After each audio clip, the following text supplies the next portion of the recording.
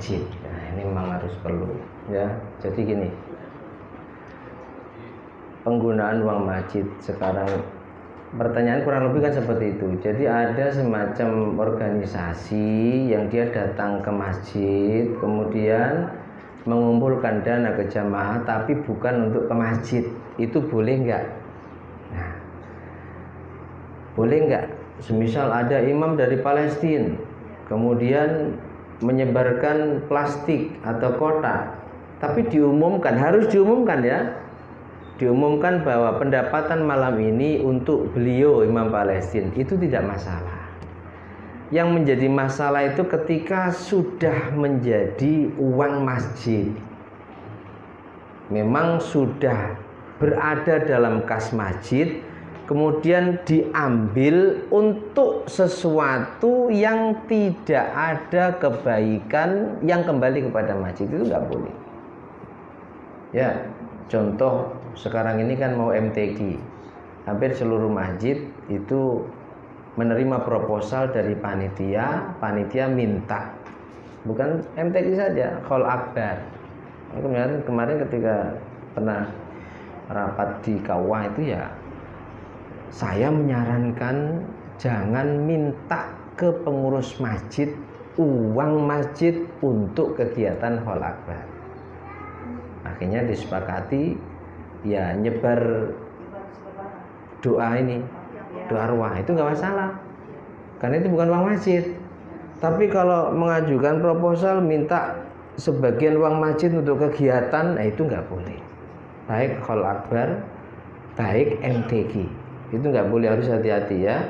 Karena uang yang sudah diberikan ke masjid itu menjadi miliknya Allah, itu menjadi miliknya masjid, yang hanya boleh digunakan untuk kegiatan yang ada maslahah kebaikan kembali ke masjid. Untuk ngaji di masjid boleh, untuk konsumsi di masjid boleh. Kemarin saya sampaikan penjelasan ulama dalam kitab Buhyatul Mustarsyidin, andaikan meskipun sebelumnya tidak ada tradisi itu, tidak ada tradisi ngambil uang masjid untuk beli kopi, bahkan di situ ada bahasa duhun. Kemudian redaksi yang lain bukhur, yaitu artinya rokok itu. Ambil untuk kopi, untuk apa? Rokok.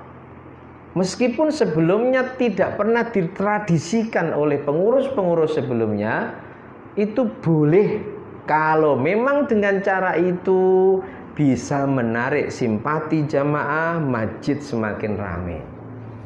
Boleh ya, boleh berarti bukan kok harus, boleh. Andai kan ada orang kaya yang selalu menyediakan kopi tanpa mengambil uang masjid, ya itu yang lebih baik. Tapi kalau bertanya boleh nggak Ustadz, semisal tujuannya agar supaya jamaah itu habis maghrib tidak langsung pulang, bisa ngopi di situ, bisa makan jajan di situ, diambilkan dari uang masjid agar mereka nunggu sampai isya baru pulang, boleh. Hukumnya boleh, tidak wajib, tidak harus, boleh. Kalau tadi boleh. Kenapa? Karena ada kebaikan yang kembali ke masjid. Kebaikannya berupa apa? Ramenya jamaah ketika kita beri fasilitas ngopi habis maghrib, isaknya nanti rame. Yang nggak punya malu itu ya hanya ngopi, makan goreng, menjelang adzan pergi. Itu dapurane wong ndablek gitu. Nah itu ya. Jadi kalau memang belum menjadi uang masjid ya silakan. Artinya kan sudah diumumkan ini nanti, biasanya kalau Ramadan kan banyak itu di masjid-masjid yang kasnya besar 4 juta, datangkan imam entah dari mana, entah berantah lah, ngakunya Palestina, ngakunya Turki, tapi akhirnya pernah ketangkap juga sama imigrasi karena dia itu menyalahgunakan visa, dan ternyata bohong, dia bawa proposal. Saya sempat marah karena di Atoba nggak saya kasih duhur-duhur, marah sama saya karena saya sebelumnya sudah ngisi di musola Pemko, dia datang bawa proposal minta bantuan dan saya curiga. Kemudian siangnya duhur di Atoba minta waktu untuk ceramah dan minta sumbangan, saya nggak kasih waktu, marah. Ternyata 2 malam berikutnya ditangkap dia dan rombongan oleh imigrasi karena memang penipuan. Makanya kita harus hati-hati ya. Jadi kalau sudah menjadi uang masjid tidak boleh digunakan untuk kegiatan yang tidak ada kaitannya dengan masjid. Tapi kalau sebelum menjadi uang masjid berarti kan jamaah tahu bahwa uang yang disumbangkan itu memang bukan untuk masjid. Makanya gini, solusinya gimana supaya semisal kita bisa memberikan bantuan lewat uang yang ada di masjid, bantuan kemanusiaan semisal. Solusinya bagaimana? Solusinya satu, kotak-kotak yang ada di masjid itu kasih judul sendiri-sendiri. Kalau yang nggak ada judul berarti itu uang masjid. Judul semisal Yatama Du'afa. Kemudian yang umum lagi itu Babul Khairat. Nah kalau dari Babul Khairat silakan. Ada orang sakit ambilkan dari situ. Ada orang di rumah sakit, ini butuh operasi, datang ke masjid, ambilkan dari uang yang terkumpul di dalam kotak Babul Khairat. Atau kalau sudah berlaku, yang sekarang sudah berlaku dan semakin ditradisikan di daerah Jawa Timur, itu adalah ketika ada orang yang menyerahkan uang ke masjid itu dibimbing, ikrarnya menyerahkan itu, uang ini saya berikan ke masjid untuk kemaslahatan masjid dan kemaslahatan umat. Nah itu boleh, ikrar awalnya. Tapi kalau tidak ada ikrar dimasukkan ke kotak, maka itu menjadi uang masjid yang tidak boleh digunakan selain untuk kegiatan yang ada nilai positifnya ke masjid. Masjid itu bukan masjid yang lain ya. Bukan masjid yang lain, bukan kok terus kemudian kita pinjamkan tikar, karpet ke masjid yang lain, itu nggak boleh. Jadi kembali ke masjid yang punya harta itu. Jadi solusinya ada kotak sendiri Babul Khairat, dikasih judul itu. Kalau di masjid kami memang Babul Khairat, dan itu memang saya saran perbanyak saja kasih itu. Andai kan kita sudah ngerti banyak jamaah yang setiap punya hajat itu adalah minjam tikar, ambilkan dari situ, karena tikarnya bukan milik masjid. Bahkan ketika ada rebana yang di situ dibeli dari uang masjid, maka tidak boleh rebana itu main di luar masjid. Sampai seperti itu, paham? Seperti di Al-Ansor itu dulu begitu. Itu solusinya bagaimana? Kayak tebus berapa dulu kembalikan ke masjid. Atau setiap main memang ada uang sewa yang kembali ke masjid. Terkadang kan enggak, ada uang kas ya kembali ke kas, dikumpulkan, nanti gonta-ganti seragam, selfie lagi di Facebook, nggak apa-apa, yang penting semangat ya itu. Jadi nggak boleh, kalau memang dibeli dari kas masjid maka itu hanya boleh rebana mainnya di masjid atau di luar masjid, tapi harus ada uang sewa balik masjid. Untuk amannya tebus saja, minta tolong donatur pinjam uang dulu, nanti kan setiap main berapa, 500.000 atau 300.000. Nah tinggal mengalihkan kan, paling 5-6 kali show udahlah selesai. Selanjutnya nanti dikumpulkan buat seragam lagi. Itu ya. Jadi untuk masalah ada organisasi kemudian dia mengumpulkan uang tapi bukan untuk masjid, ya silakan saja kalau memang belum menjadi uang. Tapi kalau sudah menjadi uang masjid dan tanpa ada ikrar untuk kemaslahatan umat, ya itu nggak boleh. Makanya yang aman itu masjid-masjid itu punya banyak kotak, di situ ada yang nggak ada tulisannya, ada yang ya tamadu afa, ada yang babul khairatnya. Paling aman di babul khairat, ambilkan dari situ. Namanya juga babul khairat, pintu semua kebaikan. Bantu orang sakit, kemudian bantu operasi orang sakit, nah boleh diambilkan dari situ. Ada sumbangan kemanusiaan, silakan. Tapi kalau sudah menjadi uang masjid yang wakofnya atau infaknya infak umum, itu nggak boleh. Itu untuk jawaban pertanyaan yang ada dalam grup. Berikutnya, titipan. Apa? Silakan. Masjid sama musola sama enggak? Nah, ayo. Jadi gini. Apakah hukum musola seperti musola Ar-Rahman ya, sama dengan masjid atau tidak? Ada yang menyamakan, ada yang tidak. Jadi ada yang mendefinisikan begini, musola itu termasuk masjid dengan syarat memang tidak dipindah-pindah tempatnya dan ada imam rawatibnya. Ada memang imam jelasnya. Kalau musola yang ada di kantor-kantor, di mal-mal yang nanti 1 bulan berikutnya dipindah ke pojok sana, bulan berikutnya, tahun berikutnya di pondok dipindah ke pojok sana, itu hukumnya tidak sama dengan masjid.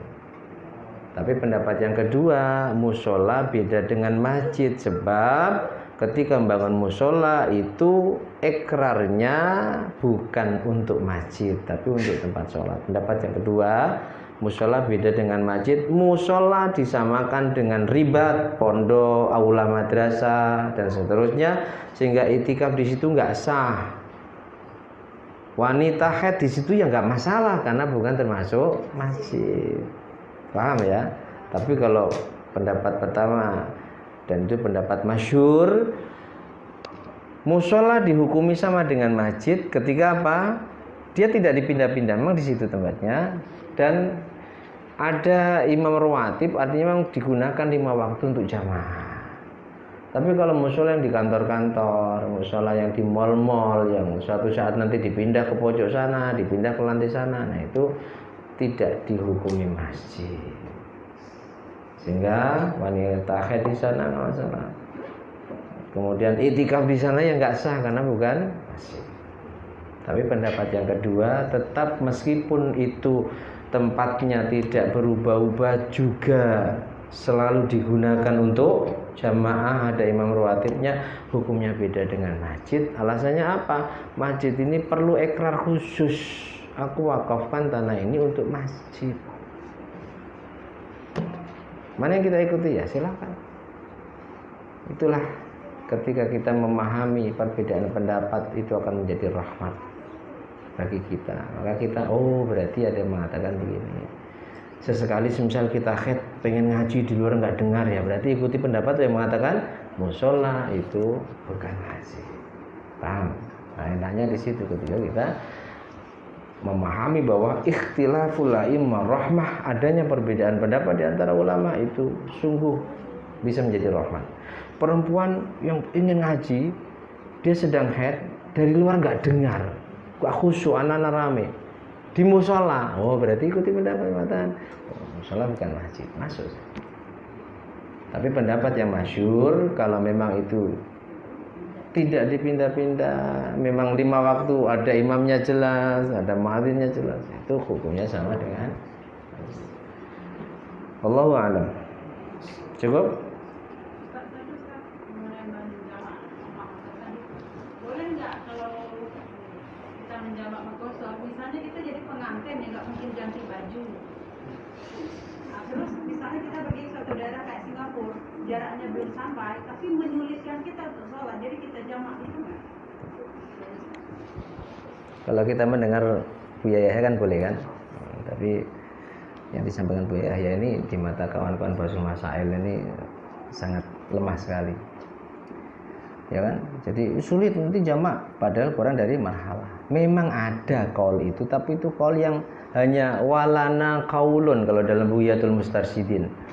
Walana kaulun, kami ada satu kaul yang sebenarnya di dalam ilmu adab fatwa dan berfatwa, fatwa dan minta fatwa itu tidak boleh disampaikan kepada orang awam. Kenapa? Dikhawatirkan orang awam akan apa? Gegabah, akan seenaknya sendiri ibadah, kesagulung, jamak kosor aja lah, misal. Kalau masalah orang punya hajat sehingga dia semisal dirias kan, masa setiap waktu dirias ini kan sayang, biayanya mahal-mahal. Nah, itu di dalam kitab Buyatul Mustarsyidin itu ada yang membolehkan dalam kondisi seperti itu malam yahtamil adatan, selama tidak dijadikan kebiasaan. Paham? Terus seminggu sekali begitu terus itu nggak boleh.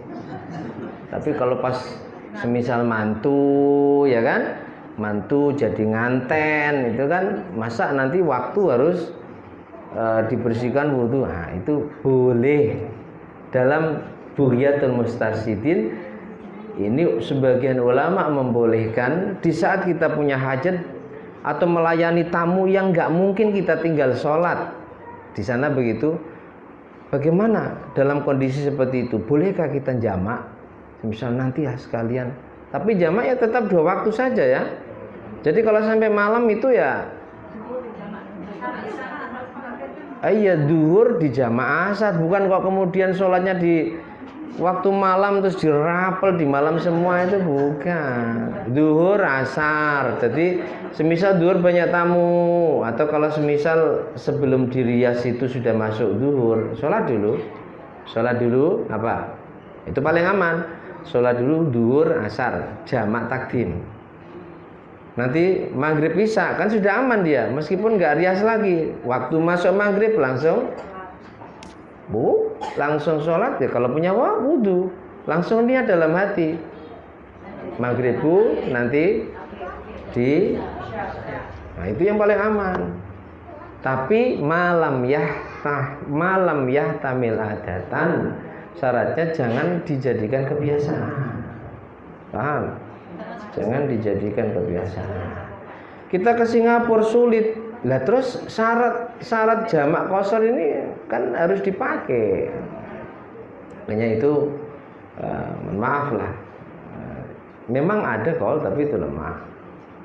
Yang kalau kita Dia belum sampai ke faktanya, tapi kita sulit menemukan air untuk sholat di Singapura kan susah. susahnya gimana coba susahnya? Wuduknya susah. Wudunya susah kan kita bisa kan kalau memang niat. Katakanlah air segini kan cukup untuk wudu kan?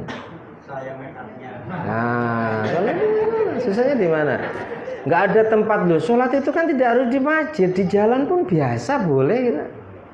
Susahnya di mana? Apalagi sekarang kita dipermudahkan, ya kan? Semisal di Singapura, duhur cari, sudah pakai wudu ini saja. Rukun wudu itu apa sih? Yang butuh air kan hanya basuh muka sekali saja, paham kan? Sama tangan. Kalau kaki ngikuti yang mengatakan diusap, yang penting dibasahi diusap aja. Karena ada yang baca wamsahu biruusikum wa arjulikum. Kalau wa arjulikum berarti kaki bukan dibasuh tapi diusap. Berarti kita butuh airnya itu hanya basuh wajah sekali, tangan kanan sekali, tangan kiri sekali. Cukup nggak ini? Cukup. Terus susahnya di mana? Nggak ada tempat loh. Sholat di samping mobil nggak masalah. Apalagi sekarang dimudahkan kita punya HP. Ada aplikasi kiblat. Oh, kiblatnya ke sana. Sudah di situ aja. Susahnya di mana? Ayo. Hah? Make up. Nah, kalau make up-nya itu mohon maaf, khawatir luntur hilang, ya jaga wudhu, kan begitu. Sebelum make up wudhu dijaga, masuk waktu kita berhenti dulu sholat di pelabuhan, sholat bisa. Adakah yang melarang saat kita sholat di pelabuhan? Nggak ada. Bahkan itu tadi yang saya ceritakan, saya pernah nyambangi anak kami itu di Semarang, saya sholat di jalan itu kan, karena saat itu terlalu jauh menurut saya ke musolanya. Sudah saya masuk ke toilet wudhu di situ, saya sholat di jalan aja. Itu kayak aneh mereka melihat pemandangan itu. Padahal kalau di Singapura biasa itu. Kita pulang umroh sampai jam 3 terus kita jamaah di jalan, orang lalu lalang di situ biasa. Tapi kok di Semarang kok kayak sesuatu yang aneh kan itu. Kan jadi aneh. Padahal itu boleh saja, yang penting suci. Apalagi kalau kering nggak masalah, sholat di jalan yang penting kering itu, andaikan ada najis dan tidak terkena kita nggak masalah. nggak ada yang susah sebenarnya. Susahnya itu karena kita nggak paham saja. Jadi seakan-akan sholat itu harus di musola, di tempat, nggak di jalan, aspal langsung boleh, atau semisal jidat kita nanti kita kasih anduk juga boleh. Paham ya? Jadi kalau kita tahu ilmunya, wudhu dengan air segini itu bisa. Karena yang dibutuhkan untuk wudhu itu kalau kita mengikuti mazhab Syafi'i, 1 kali basuh wajah, 1 kali tangan kanan, tangan kiri. Kalau mazhab Syafi'i ya 1 kali kaki kanan, kaki kiri. Tapi kalau kita mengikuti mazhab Maliki semisal yang memang membaca ayatnya sudah beda, bukan wamsahu biruusikum wa arjulakum, bukan begitu, tapi wa arjulikum. Ayatnya gimana, Ustaz? Ya ayyuhalladzina amanu idza qadaitum ilas shalah, hei orang yang beriman, kalau kamu mau sholat, fagsilu wujuhakum, basuh wajahmu. Sepakat mazhab 4 basuh, nggak boleh diusap, nggak boleh untuk wajah ini kemudian tangan dibasahi diusapkan, nggak boleh, harus air mengalir.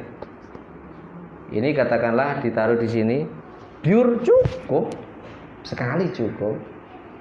Nah, segini terus buat kumur, buat istinsak 3 kali memang nggak cukup. Terus wa aidiyakum ilal mirfaqai. Hafal Quran ilal marafiq. Wa aidiyakum, basuh kedua tanganmu sampai siku. Ilal marafiq. Wamsahu biruusikum, dan usaplah sebagian rambut kepala, diusap, cukup dibasahkan saja, seret cukup. Kalau perempuan dimasukkan ke jilbab cukup. Paham?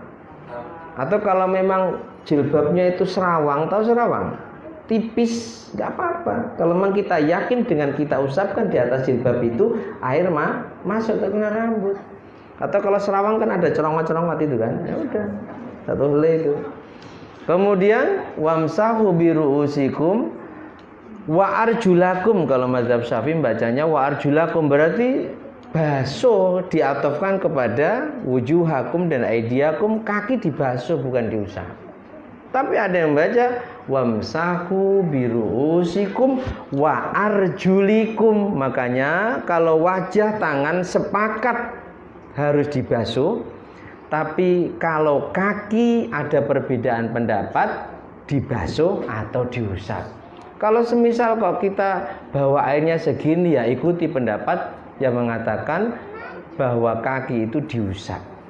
Usap itu yang penting tangan kita basah, usapkan saja. Kira-kira cukup nggak? Saya setengah ini bisa mempraktekkan wudhu. Yang penting sah ya. Kesunahan-kesunahan wudhu kita tinggalkan. Paham ya? Sulitnya di mana kira-kira? Sholat masa ya nggak apa-apa, sholat di samping mobil, kita pakai aplikasi kiblat ya sudah. Ya, kalau jamak itu ketika kurang dari apa? Ketika kurang dari 2 marhalah, yaitu tadi.